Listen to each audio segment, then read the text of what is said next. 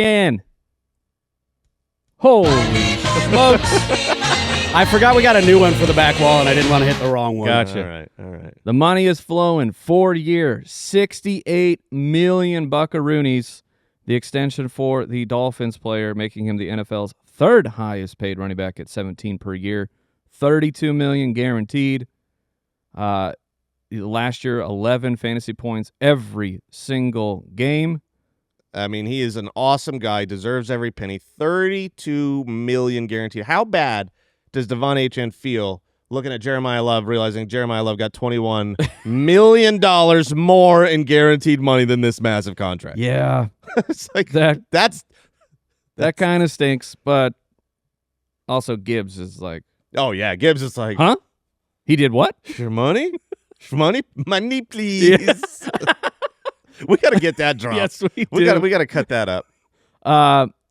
Then there was in not fun news, Athletic. From the Athletic, we got a report. Malik Neighbors underwent a cleanup procedure a couple weeks ago. You know, for a lot of injury experts out there, this was not shocking news. You never like to hear that a guy who had ACL and meniscus surgery had to have a cleanup to get rid of some scar tissue. We want Malik Neighbors healthy as possible long term, but it feels like he may not be ready to start the year. No. A pup candidate. Maybe it's just a couple weeks. Or maybe it's the pup. I mean, it just depends on your perspective. This was great news for me.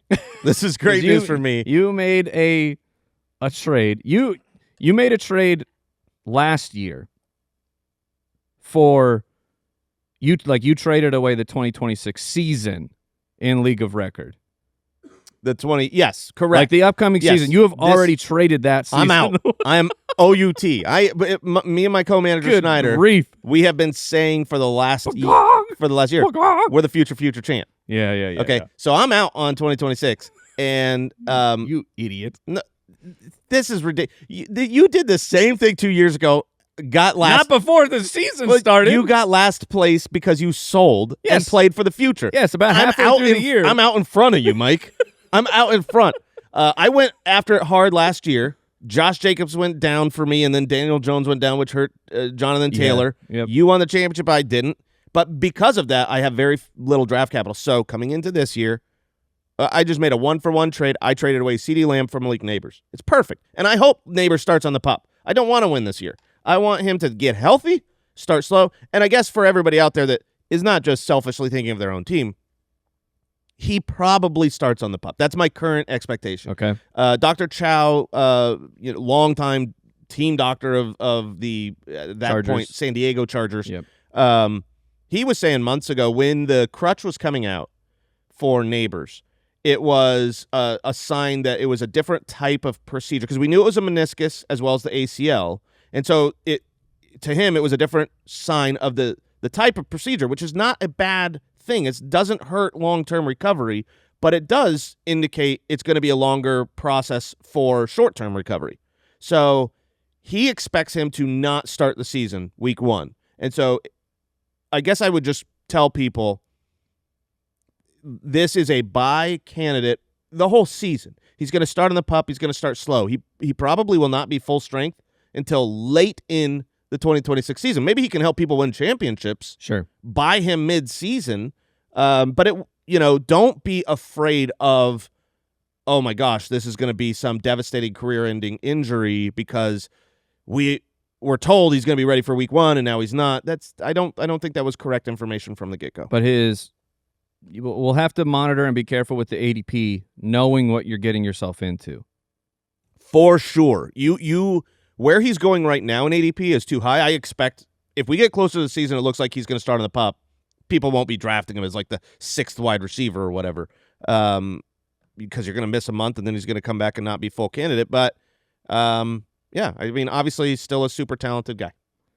The Pewter Report, they're reporting that Bucky Irving has not been cleared to participate yet, as in he's not participating in like getting hit or team stuff. So Betts, our injury guy, we had the notes. I'm going to do my best. He had a shoulder. You got this. He had a shoulder subluxation. That's exactly right. Yes. Is it? Yes. That's Okay, correct. all right. I mean, The computer says so. also known as a partial dislocation. Just say that, right? Freaking scientists, Yeah. doctors, and nerds.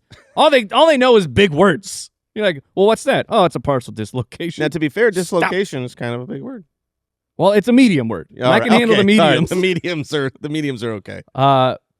So Betts believes there should be no issues to be cleared before the start of the season. It's just He had a recent This surgery just keeps compounding on itself for Bucky. that wasn't. Yeah, because a lot of it, all the worries of Bucky was like the mental health, the rumors, of like maybe he wasn't really doing well, and part of that was I think that 'Cause he he was keeps having getting mental hurt. issues with the physical injuries.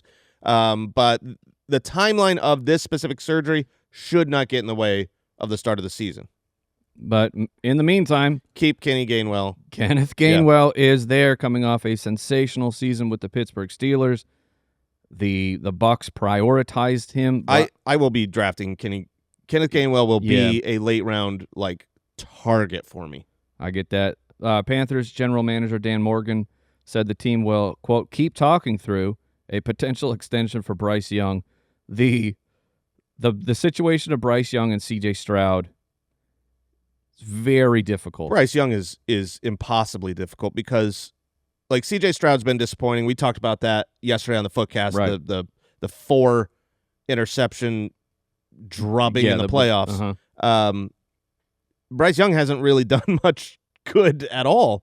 His team was in the playoffs, but it's been very lackluster. Of 2025, his best year, he narrowly surpassed 3,000 passing yards. He had 3 games all year where he threw for more than 205. Yes, yards. they did play the Rams tough in the playoffs because their defensive running game is good. Like that's what I mean of the team is not being carried by Bryce Young. And the same for the Houston Texans last year.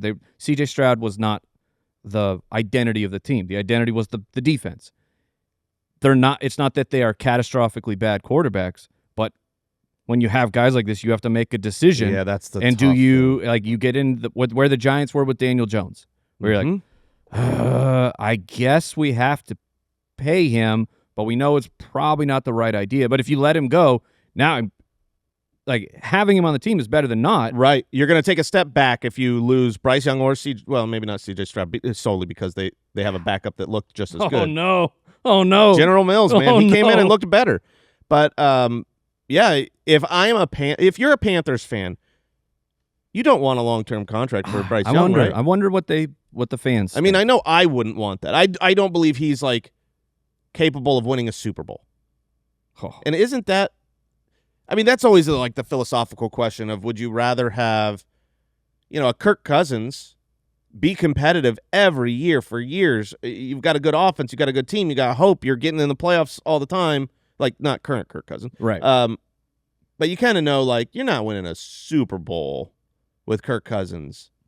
I mean, as a Cardinals fan, I would kill for Kirk Cousins years, but I don't even know if Bryce Young's at that level. The Jets signed Fireball Jones, a.k.a. Tim Patrick. That's only in here because we Nicknamed him. stand for Tim Patrick forever. The NFL schedule. Apparently this is in our news. The 20. This is cool. Yeah. Okay. It's in our news for a reason. The season will begin with a Super Bowl rematch between the Patriots and the Seahawks Neat. in Seattle on Wednesday night. Is that because I thought the they're doing Australia game was going to be Wednesday night? I think the Australia's the Thursday. Oh, well, the football's on the way, and there's going to be a lot of it. Chiefs Broncos the first Monday night, but the big news to me, Thanksgiving. Clear your schedule. Yeah, I mean it's kind of absurd. They've got a Thanksgiving Eve game, they've got a Black Friday game now, but to me, the only thing that matters is Thanksgiving Day football is going to be so freaking awesome. Yeah, barring quarterback injuries or whatever. Every year there's a game or two. And in years past, when the Cowboys stunk and the Lions stunk, I felt like Thanksgiving football was just bad game, and then they'd have a decent game. This is Bears-Lions, awesome. Eagles-Cowboys, awesome. And then you end the night with Chiefs-Bills? Yeah. Whew! Yeah. And then I know what I'm and then thankful for. Amazon's like, holy crap, look at this schedule. What do we get on Black Friday? They're like, we're giving you the up-and-coming Denver Broncos. They were one quarterback injury away from making it to the Super Bowl. And who are they playing? Pittsburgh Steelers. The Steelers. Who's their quarterback? I don't know. They don't know. We got Bo Nix versus Drew Someone. Aller, Rodgers. Who cares? Sorry, Amazon. Sorry, Steelers look, fans. we're gonna watch the game. Oh, but, yeah. but we'll be coming off the high of the Chiefs Bills. What a game that's going to be. So yeah, like that entire